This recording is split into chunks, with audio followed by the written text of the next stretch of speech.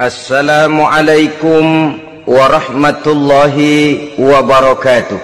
Waalaikumsalam warahmatullahi wabarakatuh. Bismillahirrahmanirrahim. Alhamdulillahi rabbil alamin. Wassalatu wassalamu ala ashrafil anbiya'i wal mursalin, Sayyidina wa maulana Muhammadin wa ala alihi wa ashabihil mujahidin at-tahirin, amma ba'du.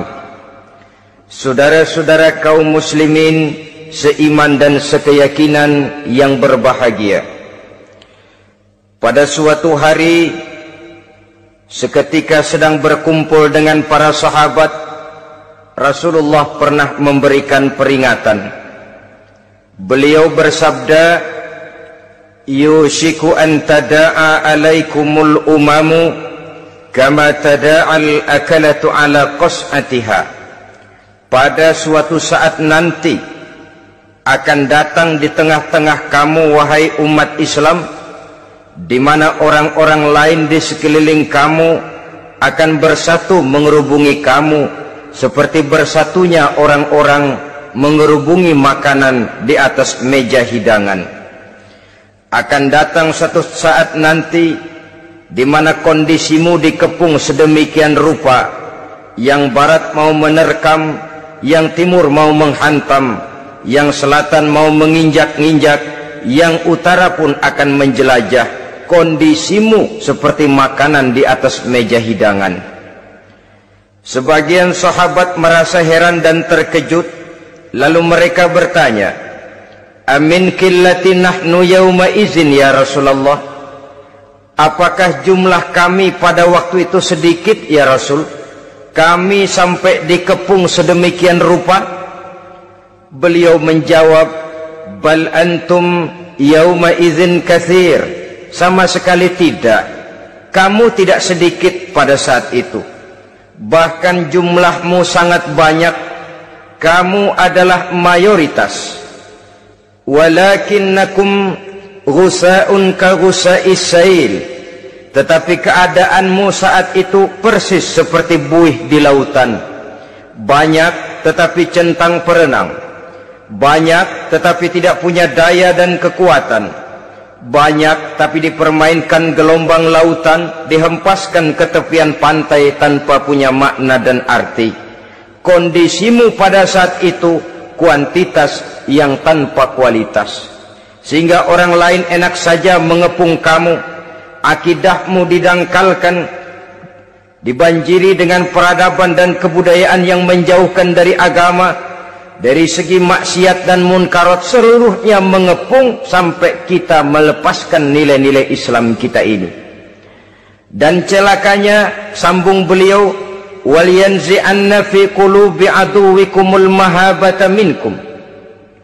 Akan dicabut kehebatanmu di mata musuh-musuhmu, sehingga pada saat seperti itu orang lain memandangmu umat Islam enteng saja, remeh saja, tidak ada apa-apanya. Sudahlah, pokoknya umat Islam sikat saja. Umat Islam enteng, umat Islam kecil, umat Islam tidak ada apa-apanya. Alangkah ironinya, alangkah menyedihkannya, memilukan dan sekaligus memalukan. Umat yang mayoritas ini dipermainkan oleh yang minoritas. Umat yang jumlahnya terbesar, terbanyak, bahkan konon menurut catatan sampai 90%, tapi dipermainkan oleh mereka kelompok-kelompok kecil ini. Wal yakzifanna fi qulubikumul wahn. Pada saat itu di hatimu dicampakkanlah penyakit wahan. Sahabat kemudian bertanya, wa mal wahnu ya Rasulullah? Apakah penyakit wahan itu ya Rasul? Beliau menjawab, hubbud dunya wa karahiyatul maut. Penyakit wahan itu tidak lain hubbud dunya wa karahiyatul maut. Terlalu cinta kepada dunia dan terlalu takut kepada mati. Materialistis dan takut resiko. Dua penyakit inilah yang menyebabkan walaupun umat ini mayoritas, tapi dipermainkan oleh yang minoritas. Walaupun dia golongan terbesar, tapi nasibnya seperti makanan di atas meja makan. Dari segala macam penjuru mau menghantam dia. Saudara-saudara kaum muslimin yang berbahagia, ini merupakan analisa sosial bahwa pada suatu saat nanti akan terjadi di tengah-tengah umat di mana kita dihantam dan diserbu dari segala macam penjuru. Akidah didangkalkan, peradaban dan kebudayaan dirusak, makanan dan minuman diracuni, pakaian ditelanjangi dan lain sebagainya, sampai kita melepaskan nilai Islam yang kita cintai ini. Kondisi sosial ini satu saat akan datang kepada kita. Demikian analisa dan peringatan dari Rasulullah sallallahu alaihi wasallam. Marilah sekarang kita melihat, adalah benar bahwa di zaman sekarang kita insya Allah tidak akan mengalami perang Badar sehebat yang pernah dialami oleh Rasul dan para sahabatnya. Tetapi sesungguhnya perang yang kita hadapi di zaman sekarang ini tidak kalah hebatnya dengan perang Badar, tidak kurang dahsyatnya dengan perang Uhud, tidak kurang ngerinya dari perang Khandaq. Hanya saja yang kita hadapi sekarang ini bukan ujung pedang, bukan ujung tombak, bukan ujung panah. Yang kita hadapi sekarang ini adalah perang akidah, perang ideologi, perang mempertahankan keyakinan. Yang kalau kita kalah sekarang, kita memang masih beragama, tetapi anak kita, cucu kita, generasi yang akan hidup 5, 10, 20, 30 tahun yang akan datang, wallahu a'lam bissawab. Islam, saudara-saudaraku, tidak mungkin hilang dari dunia, tetapi tidak mustahil Islam gulung tikar dari desa kita, tidak mustahil Islam gulung tikar dari kampung dan kota kita, jikalau kita tidak menjaganya, jikalau kita tidak memeliharanya, bahkan jikalau kita tidak mewariskannya kepada anak-anak kita, generasi yang akan datang. Marilah kita mengingat sejenak bagaimana Islam di Spanyol yang pernah jaya, pernah mewarnai daratan Eropa, dan yang sekarang hanya sekedar tinggal ceritanya saja. Ini pernah diperingatkan oleh Rasul dalam satu hadis, sayati ala ummati zamanun la yabqal Islam illa ismun wala minal Quran illa rasmun. Akan datang satu masa di tengah umatku di mana pada masa itu Islam ada tapi hanya tinggal sekedar namanya saja, dan Quran pun ada tapi cuma sekedar tinggal tulisannya saja. Apabila kita tidak mewariskan ini kepada generasi yang akan datang, maka serbuan-serbuan dari berbagai macam penjuru dari hari ke hari semakin kita rasakan kehebatannya. Tidak mustahil sejarah Spanyol akan terjadi di desa kita, akan terjadi di kampung kita, akan terjadi di kota kita. Orang Spanyol kalau mereka cerita kepada anaknya, mereka akan cerita, "Nak, di sini dulu ada masjid." "Kapan, Pak?" Dulu bener dah. Banyak orang Islam kalau hari Jumat pada sembahyang, "Kapan itu, Pak?" Dulu sekali. Sekarang cuma sekedar tinggal ceritanya saja. Bukankah sesuatu yang sangat tidak mustahil apabila kita tidak menjaga dan mewariskan Islam ini kepada generasi yang akan datang, maka serbuan-serbuan akan membawakan hasil yang diinginkan oleh para penyerbu itu tadi. Kita sudah menjadi umat yang mayoritas, tetapi umat yang mayoritas ini menurut Rasul dikepung sedemikian rupa, akidahnya didangkalkan, peradaban dan kebudayaannya ditekan sedemikian rupa, kehidupan sosialnya dibuat individualis, kemudian dari segi pergaulan, pakaian, makanan, minuman dan sebagainya diracuni, sampai dia tidak lagi berpegang teguh kepada agamanya. Dan dikala itu hilang kehebatan umat ini di mata musuh-musuhnya. Orang lain memandang kita ringan saja, enteng saja, satu umat yang sudah kehilangan wibawa. Padahal konon kabarnya kita mayoritas, tapi enak saja dikutak-kutik orang lain. Dan dikala itu di hati kita merajalela penyakit uahan. Penyakit uahan itu apa? Pertama, hubbud dunia, terlalu cinta kepada dunia. Terlalu cinta kepada dunia yang menyebabkan kita lupa akan tanggung jawab dan kewajiban, lupa meneruskan dan mewariskan Islam kepada generasi yang akan datang. Kita berlomba hanya untuk mengejar dunia dan seluruh isinya, baik dia bernama material, baik dia bernama seksual, baik dia bernama pangkat, jabatan dan kedudukan. Berlomba-lomba kita di dalamnya sampai tercampaklah penyakit hubbud dunia di dalam hati ini. Berurat dan berakar dunia itu, sulit dan berat kita berpisah daripadanya. Akibatnya kemauan untuk berbuat demi dan atas nama agama sangat sulit terwujud di dalam kehidupan ini. Yang kedua, karahiyatul maut, terlalu takut kepada mati. Baik mati ajal, mati dalam artian yang sebenarnya, baik mati usahanya, baik mati karirnya, baik mati pangkat dan jabatannya. Sehingga dengan demikian akibatnya jatuhlah kita menjadi umat yang kehilangan wibawa di mata orang lain. Saudara-saudara kaum muslimin rahimakumullah, saya katakan tadi, perang yang kita hadapi di zaman sekarang adalah perang akidah. Perang menghadapi peradaban dan kebudayaan yang menghancurkan moral daripada anak-anak kita.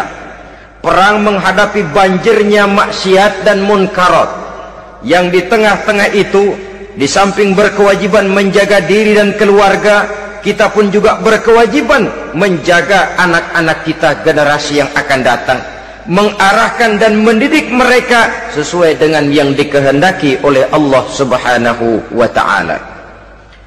Oleh sebab itu, pada pertemuan kali ini yang akan saya bicarakan ialah bagaimana idealnya seorang muslim lebih dahulu memberikan pendidikan kepada anak-anaknya.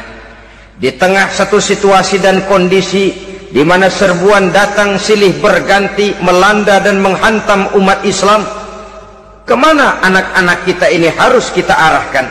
Karena kita orang tua mempunyai tanggung jawab. Anak adalah amanah, menyia-nyiakan amanah adalah dosa, dan dosa itu merupakan satu dosa yang besar. Bahkan orang tua bisa saja masuk neraka kalau tidak bertanggung jawab tentang anak-anaknya. Satu riwayat menjelaskan, ada orang soleh, ngajinya cukup, sholatnya cukup, puasanya cukup, zakatnya cukup, di mana ada majelis taklim hadir, baca Quran hobi, fitnah orang tidak pernah. Di akhirat setelah disidang dia ternyata lebih banyak kebaikannya daripada kejahatannya, maka dia pun diperintahkan dan dipersilahkan masuk ke dalam surga. Giliran anaknya disidang, biang okem nih anak. Ditanya, siapa Tuhanmu? Tidak tahu. Siapa nabimu? Tenyaho. Apa kitabmu? Ora gelem. Kamu pernah sholat? Tidak. Zakat? Tidak. Puasa? Tidak. Judi? Hobi. Zina? Tiap malam. Mabuk? Berat. Wah, brengsek kamu. Kebaikan tidak ada barang sedikit pun, sementara kesalahan dan dosa berlipat ganda. Kamu neraka. Anak ini protes. Benar, saya tidak kenal siapa Tuhan saya. Saya tidak tahu siapa Nabi saya. Saya tidak tahu kitab suci dan kiblat saya. Saya tidak sholat, tidak zakat, tidak puasa. Tiap malam saya judi, saya zina, saya mabuk. Tapi saya kerjakan semua itu karena saya tidak tahu dan orang tua saya tidak pernah memberitahu saya. Dia enak-enakan hadir di majelis taklim, saya nyekek botol, didiemin saja. Dia enak-enakan baca Quran, saya zina, didiamkan saja. Saya bukan tidak mau, orang tua saya sama sekali tidak pernah mendidik saya. Dia mau benar sendiri. Maka kalau sekarang saya harus masuk ke dalam neraka, saya menuntut agar orang tua saya ikut sama-sama bergabung dengan saya ke dalam neraka. Gara-gara dia tuh saya jadi begini. Orang tuamu yang mana? Tuh, yang barusan mau ke surga. Ini orang tua yang sudah mau berangkat ke surga dipanggil. Sebentar dulu, Mas. Ini benar anak kamu? Iya, Pak. Waktu di dunia kamu tidak pernah ajarin dia ngaji? Sampai dia tidak kenal Tuhannya, tidak kenal nabinya, tidak kenal kiblat dan kitab sucinya? Iya, Pak. Dia tidak sholat, kamu diamkan saja. Dia tidak puasa, tidak zakat, kamu bersikap masa bodoh. Bahkan dia judi, dia zina, dia mabuk, kamu pun berdiam diri saja. Iya, Pak. Tahukah kamu bahwa anak ini adalah amanah? Menyia-nyiakan amanah artinya khianat, dan khianat adalah dosa yang sangat besar. Kamu tidak bertanggung jawab, maka kamu, anakmu gabung ke dalam neraka. Saudara-saudara kaum muslimin rahimakumullah, itu sebabnya Allah pesan benar-benar, ya ayyuhalladzina amanu qu anfusakum wa ahlikum nara. Hai orang-orang yang beriman, jaga dirimu dan keluargamu, istri, anak, orang-orang yang menjadi tanggung jawab dan kewajiban kita, jaga dan pelihara mereka dari api neraka. Saudara-saudara kaum muslimin, lalu kalau kita orang-orang tua yang hidup di zaman sekarang ini sudah sering beristighfar, mengurut dada, melihat situasi, membaca peta keadaan, konon tantangan yang akan dihadapi oleh anak-anak kita 15, 20, 25 tahun yang akan datang jauh lebih berat dari apa yang kita hadapi sekarang ini. Maka adalah wajar jika kita sebagai orang tua yang cinta kepada agama, cinta kepada anak-anak kita, berpikir untuk mewariskan nilai-nilai yang luhur ini kepada anak-anak kita generasi yang akan datang. Bagaimana pada mulanya kita harus mendidik mereka? Mari kita telusuri apa yang dicontohkan oleh Al-Quranul Karim. Orang-orang tua bijaksana yang diceritakan dalam Al-Quran, kalau sudah berpikir tentang anak-anaknya generasi yang akan datang, pendidikan pertama yang diberikan kepada anaknya ternyata adalah persoalan akidah.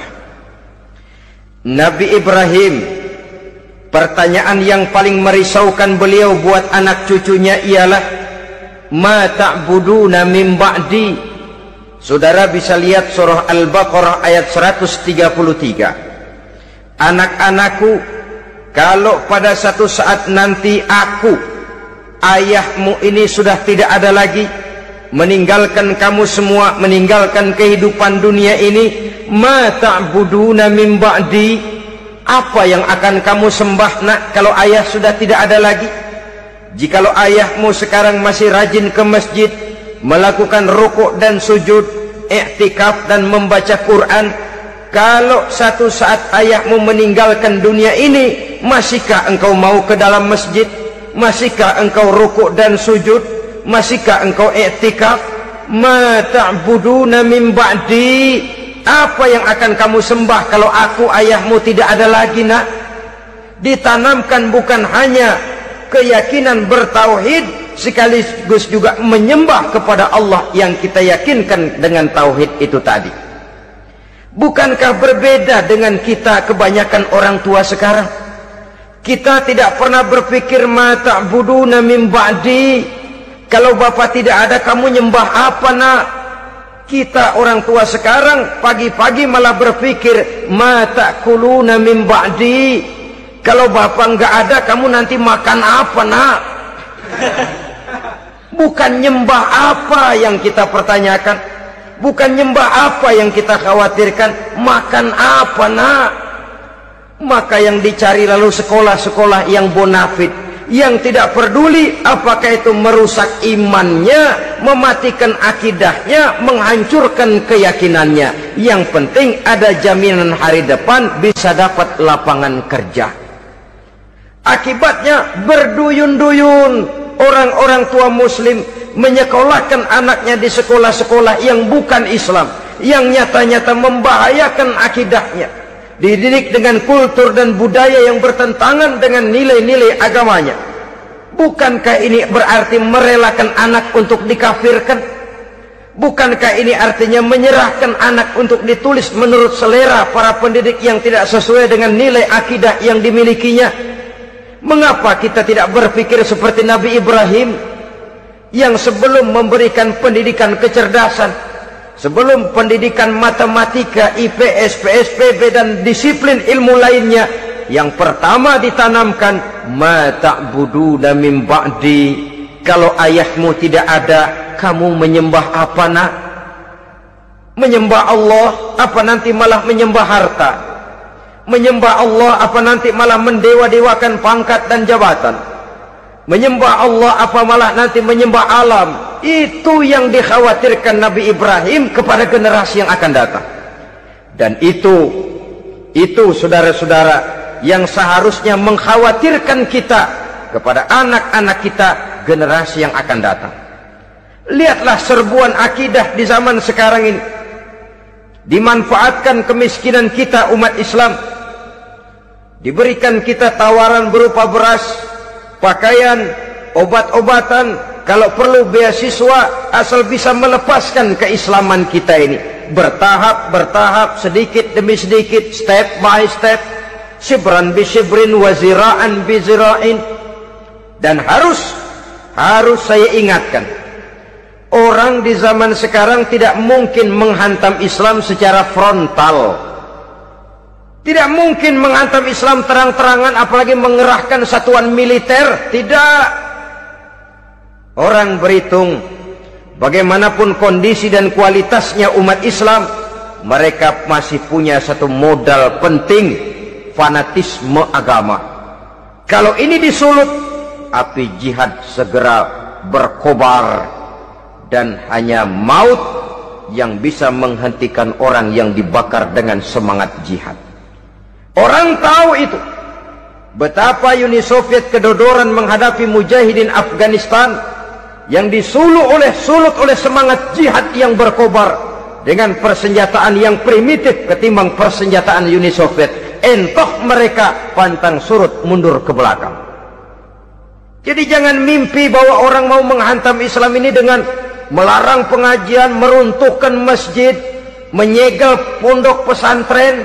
Tidak. Melarang orang sholat, tidak. Kalau perlu masjid diperbanyak, musola diperbesar. Tapi bikin itu masjid seperti museum, besar, megah, mercusuar, tapi bikin seperti museum. Tempat orang kagum, tempat orang memuji, tapi sunyi dari nilai-nilai ibadah. Saudara-saudara kaum muslimin, untuk sampai kepada penghantaman akidah, jalan yang paling mudah dirintis sekarang ini secara bertahap dan sistematis, memisahkan umat Islam dari Islamnya. Biarkan mereka bernama Muslim. Biarkan di atas kartu penduduknya tertulis agama Islam. Tapi tanamkan budaya-budaya yang menyebabkan cara bergaul mereka, cara berumah tangga mereka, cara bertetangga mereka, sampai kepada cara mereka berpakaian, cara mereka bergaul, cara mereka makan dan minum, cara mereka mendidik dan menyekolahkan anak, sama sekali tidak lagi mencerminkan nilai-nilai yang Islami. Itu sudah satu usaha yang paling praktis, memisahkan umat Islam dengan Islamnya. Kalau sadarlah kita ke arah ini usaha orang di zaman sekarang, maka yang harus pertama kita tanamkan kepada anak-anak kita, didik mereka dengan jiwa tauhid yang mengkristal di dalam batinnya, meresap sampai ke tulang sumsumnya, yang tidak akan sampai pun nyawa berpisah dari badannya, akidah itu tidak akan berpisah dari hatinya. Bahkan dia sanggup dengan tegar berkata, lebih baik saya melarat karena mempertahankan iman daripada hidup mewah dengan menjual akidah. Satu khittah, satu garis kehidupan yang perlu kita wariskan kepada anak-anak kita, generasi yang akan datang. Dahulu ada satu tradisi, saudara-saudara. Kalau anak gadis kita dilamar orang lalu bertanya, anakmu mau ngelamar gadis saya, apa sudah khatam Quran berapa kali? Apa sudah bisa baca kitab macam-macam dan lain sebagainya? Sehingga lahirlah satu kebanggaan. Apapun motifnya, tapi pertanyaan semacam ini zaman sekarang sudah langka.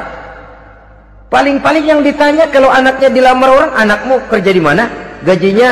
Gajinya sebulan berapa? Kendaraannya bebek apa soal apa-apa. Itu yang kita pertanyakan, berkisar di seputar materi, kerja, job, status sosial dan lain sebagainya. Perkara bisa baca Quran atau tidak, nomor 18. Perkara sembahyangnya rajin apa tidak, nomor 36. Saudara hadirin, akibatnya terjadi pergeseran nilai. Maka mendidik anak menurut tuntunan Quran adalah seperti yang diberikan contoh oleh Luqmanul Hakim, yang diceritakan dalam surah Luqman mulai ayat 11 dan selanjutnya. Apa pendidikan pertama yang harus kita berikan kepada anak? Pertama, ya bunayya la tusyrik billah. Wahai anakku, jangan sekali-kali engkau menyekutukan Allah. Nak, jaga tauhid, pelihara iman, mantapkan akidah. Ini dasar yang pertama. Belum lagi anak mengenal berbagai macam disiplin ilmu, yang pertama ditanamkan tauhid. Ini yang mendasari kehidupan. Ini yang akan menjadi mewarnai dan menjadi warna dari kepribadian seseorang. Sentuhan jiwa tauhid di dalam diri si anak. Belum lagi sempat dia kenal yang lain. Yang pertama yang kita tanamkan, kita wariskan, kita berikan, la tusyrik billah. Jangan sekali-kali menyekutukan Allah. Nah, kalau ini sudah tertanam, ini sudah merupakan satu fondasi yang kuat. Selebihnya nanti tinggal melihat bakat si anak, kemana dia harus dididik ini. Yang terpenting nilai iman lebih dahulu tanamkan. Dan untuk menghancurkan nilai keimanan, saudara-saudara, saya katakan, ingatkan kepada hadis di awal tadi, dikepung kita dari berbagai macam penjuru agar bila bisa melepaskan nilai-nilai iman dan keyakinan. Proses pendangkalan akidah, ditanamkan keraguan kepada agama, ditanamkan rasa malu beragama, sholat malu, baca Quran malu, berangkat ke masjid malu, pakai jilbab malu. Ditanamkan rasa malu beragama, sehingga bertahap sedikit demi sedikit kita mulai berpisah dengan kehidupan beragama. Ditanamkan hal yang sedemikian rupa dari berbagai macam penjuru. Dihantam akidah, akidah kuat, dihantam dari segi peradaban dan kebudayaan. Diperbanyaklah peradaban dan kebudayaan yang bukan mendekatkan kita dengan agama, malah mendekatkan kita dengan neraka. Menjauhkan kita dari agama, menjauhkan kita dari nilai-nilai luhur yang diwariskan oleh orang-orang tua kita terdahulu. Adalah kewajiban kita yang pertama, mendidik anak, menanamkan roh, jiwa, dan semangat tauhid di dalam diri mereka. Saudara-saudara kaum muslimin rahimakumullah, kenapa kita lebih dahulukan menanamkan jiwa, roh, dan semangat tauhid ini kepada anak-anak kita? Pertama, kita tidak hanya ingin sekedar mempunyai anak yang pintar, tetapi lebih daripada itu kita pun ingin mempunyai anak yang benar. Segala macam disiplin ilmu, segala macam bentuk penalaran ilmiah dan pengisian intelektualitas manusia mungkin di satu sisi akan membuat dia pintar, tapi di sisi lain belum tentu akan membuat dia benar. Nabi pernah memberikan peringatan, man izdada ilman wa lam yazdad huda lam yazdad minallahi illa bu'da. Orang yang hanya bertambah ilmu pengetahuannya tapi tidak bertambah hidayah dari Allah, tidak makin mantap keimanannya, maka seluruh nilai-nilai ilmunya hanya akan menjauhkan dia dari Allah Subhanahu wa ta'ala. Dan adalah lebih merupakan azab daripada nikmat kalau kita diberikan ilmu pengetahuan yang hanya akan menyebabkan kita semakin jauh dari Allah Subhanahu wa ta'ala. Yang kedua, sesungguhnya roh, jiwa dan semangat tauhid yang melekat dalam diri anak pada puncaknya akan melahirkan satu disiplin murni yang tumbuh dari dalam dirinya sendiri, di mana si anak dalam kehidupannya merasakan dimanapun dia berada, kemanapun dia pergi, ia selalu merasakan kehadiran Allah dekat dalam hidupnya. Ia sadar sesadar-sadarnya bahwa tidak ada satu perbuatan yang bagaimanapun kecilnya yang bisa disembunyikan dari kekuasaan Allah Subhanahu wa ta'ala. Yang ketiga, dengan penanaman roh, jiwa dan semangat iman ini, maka diharapkan anak-anak nanti pada pertumbuhannya sanggup mengendalikan hawa nafsunya. Dengan kata lain, bahwa penanaman jiwa tauhid, penanaman roh dan semangat keimanan ini merupakan kondisi dasar yang harus dilakukan sebelum yang lain-lainnya. Kemudian pendidikan kedua yang diberikan oleh Al-Quran melalui contoh dan model dengan Luqmanul Hakim ini, setelah menanamkan tauhid, ditanamkanlah kepada si anak ini rasa hormat kepada orang tuanya. Wa wassaynal insana biwalidayhi, dan kami wasiatkan kepada manusia untuk berbakti kepada ibu bapaknya. Hamalathu ummuhu wahnan ala wahnin, karena ibunya telah mengandungnya dengan kepayahan di atas kepayahan. Maksudnya dengan kepayahan dan kelelahan yang berlipat ganda. Sehingga ketika Rasul ditanyakan orang, "Ya Rasul, siapa yang paling harus saya taati di dunia ini?"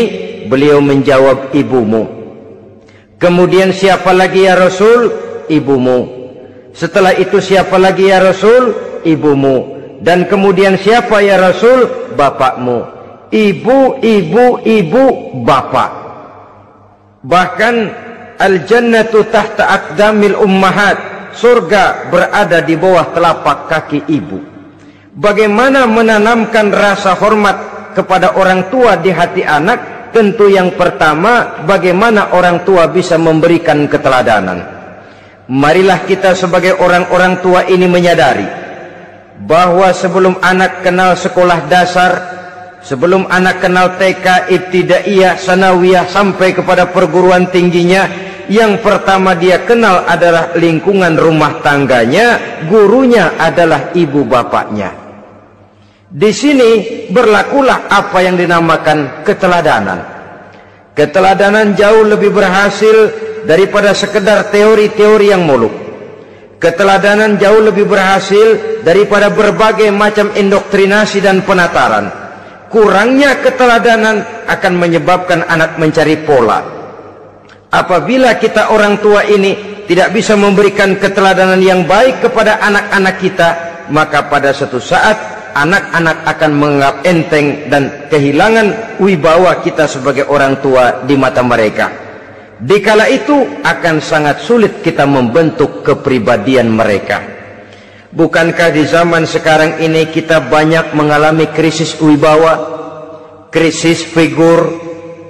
Ada yang karena rapotnya merah melulu gurunya dikeroyokin, Pak Guru pulang sekolah dicegat, bahkan nyaris ada orang tua pernah dibunuh oleh anaknya sendiri, dan lain sebagainya. Kasus-kasus yang sebenarnya tidak perlu terjadi, karena memang bukan saja bertentangan dengan nilai budaya kita sebagai bangsa, tapi juga bertentangan dengan ajaran agama kita sendiri. Krisis wibawa, krisis figur, yang juga akibatnya harus kita sadari banyak faktor yang membentuk kepribadian anak. Pergaulannya, yang dibacanya, yang ditontonnya, yang disaksikannya di dalam kehidupan. Benar kita menyekolahkan mereka, tapi berapa jam mereka di sekolah? 6 jam, 7 jam paling lama. Sedangkan mereka hidup 1 hari 1 malam 24 jam. Kalau cuma 7 jam di sekolah, ini berarti lebih banyak dia di luar sekolah. Dan di luar sekolah itu artinya ya rumah tangganya, ya temannya, ya lingkungan di mana dia tinggal, yang seluruhnya sangat besar pengaruhnya dalam ikut membentuk kepribadian anak-anak kita. Saya katakan tadi, di samping kita menghadapi perang akidah, kita pun berhadapan di dalam perang menghadapi peradaban dan kebudayaan yang bukan saja menjauhkan kita dari agama, tetapi sanggup menghancurkan moral daripada anak-anak kita. Secara pribadi, saudara-saudara, saya iri, saya kagum misalnya dengan kemajuan yang diperoleh oleh negara tetangga kita, Jepang misalnya.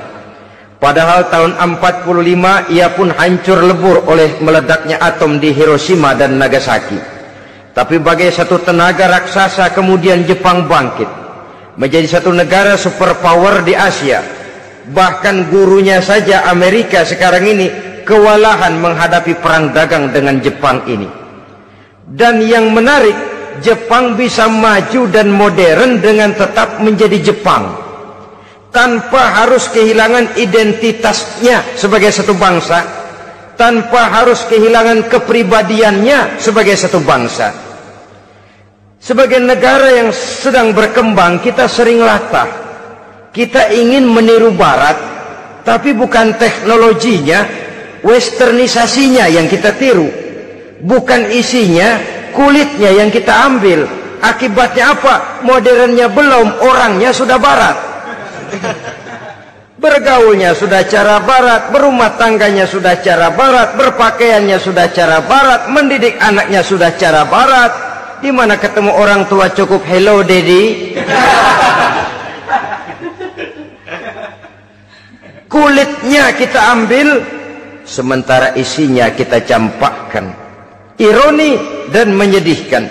Padahal kita sesungguhnya bisa maju dan modern, bisa mengejar segala ketinggalan dan keterbelakangan kita, dengan tetap menjaga nilai-nilai luhur budaya kita sebagai satu bangsa, mengambil isinya, dan kalau memang tidak perlu lalu mencampakkan kulitnya. Pengaruh peradaban dan kebudayaan yang menghancurkan moral daripada anak-anak kita oleh pesatnya arus teknologi, oleh pesatnya arus komunikasi, di mana hal-hal yang terjadi di belahan dunia lain dapat kita saksikan hari ini juga melalui layar televisi, yang terjadi di Amerika, di Eropa, di Afrika, di ujung dunia yang paling ujung sekalipun. Di ujung dunia yang paling ujung, hari ini kejadian, hari ini sudah bisa kita saksikan. Pesatnya arus komunikasi, kalau jatuh ke tangan anak-anak kita yang belum mempunyai filter, daya saring positif, akan dicerna oleh mereka tanpa memilah dan memilih. Akibatnya, orang kampung bilang kelolodan. Makan nggak dikunyah lagi. Tentu saja akhirnya kelolodan, dan kalau sudah kelolodan menyusahkan kita seluruhnya. Oleh karena itu budaya menghormati orang tua perlu dijaga, perlu dipelihara dan diwariskan kepada anak-anak kita. Tali silaturahmi sehingga ada respeknya kepada orang tuanya. Jangan bapaknya dianggap CS, ibunya dianggap CS, kakeknya dianggap CS. Hilang rasa respek, hilang rasa menghormati. Sementara orang tua sendiri tidak bisa memberikan keteladanan, kurang mendapat perhatian dan lain sebagainya. Apalagi kalau baik ibu maupun bapak adalah orang-orang karier yang setiap hari sibuk menghadapi tugas masing-masing. Bapak sibuk rapat, pindah kantor sana kantor sini, ibu sibuk arisan, besarlah anak-anak di tangan pembantu dan lain sebagainya, sehingga dia merasa kurang mendapat perhatian, dan ini akan ikut membentuk warna dari kepribadian yang dimilikinya. Sampai kepada pelosok-pelosok desa, jaringan televisi memang menguntungkan, Tapi kalau sudah sampai kepada menayangkan budaya-budaya yang tidak sesuai dengan pola di mana mereka tinggal, pola lingkungannya, dan ingin mereka terapkan dalam kehidupan, ironi dan menyedihkan. Maka sering dikatakan, jikalau ABRI masuk desa, rakyat beruntung. Jikalau listrik masuk desa, rumah jadi terang. Jikalau koran masuk desa, rakyat jadi cerdas. Jikalau hakim masuk desa, rakyat lalu sadar hukum. Tapi jikalau maksiat dan munkarat masuk desa, minuman keras masuk desa, judi masuk desa, pelacuran masuk desa, rakyat tentu kiamat.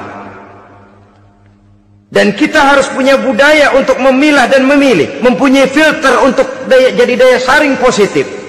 Oleh karena itu, saudara-saudara, tahap kedua setelah menanamkan jiwa tauhid kepada anak, tanamkan rasa hormat kepada orang tuanya.